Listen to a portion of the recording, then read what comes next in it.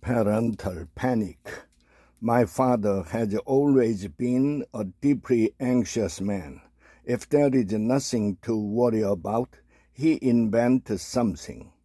Growing up, this often meant high-stress evenings when my siblings or I were out with friends or running late. I still remember one night when my dad woke my mother in a panic, convinced my brother had been in an accident. She calmly asked what time he was due home. Midnight, he said it was only 10:30 p.m. My mother, now gone, had a gift for staying calm. But at 93 years old, my father is still ruled by his worst-case scenario thinking. And now that constant worry is directed at me. He lives 4 hours away, and I have learned to avoid telling him when I'm driving up for a visit. If I do, he calls every 10 minutes asking where I am. If I arrived too early, he accuses me of speeding. If I am late, he fears I've been in an accident. Once, during a grocery run, while visiting him, I came home to a voicemail asking if I had driven up a bridge. Another time, he warned me not to ask him to pay my speeding ticket because I had returned from the store too quickly. I love my father, but his anxiety is exhausting.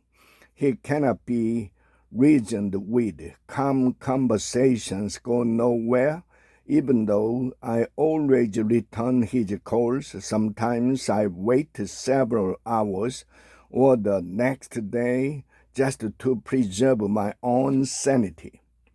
This over-the-top behavior runs in his family. Years ago, his own mother once called the state police in both California and Oregon, certain we had all died during a road trip. Officers from both states stopped us separately. I remind my dad of that story often, but it never seems to register. How do you maintain a relationship with a parent like this, one who cannot manage their anxiety and project it onto you? I want to be a good daughter, but I'm also trying to protect my peace. Any advice? Worn out, but still caring. Dear worn out, your father sounds like someone who suffers from chronic anxiety and what professionals call catastrophic thinking, the habit of imagining the worst possible outcome in every situation. At his age, this pattern may be deeply ingrained, and while you are bearing the brunt of it now, it is likely something he has struggled with for most of his life.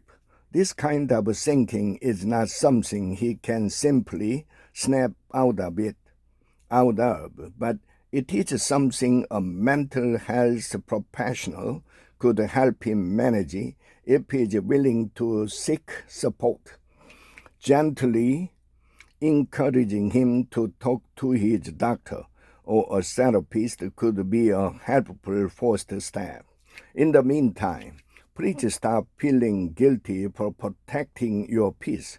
You are not abandoning him. You are simply recognizing your limit.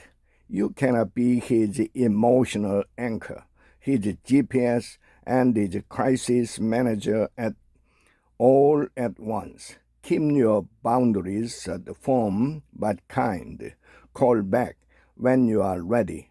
Share only one you are comfortable with. You are doing the best you can in a tough situation. That is more than enough.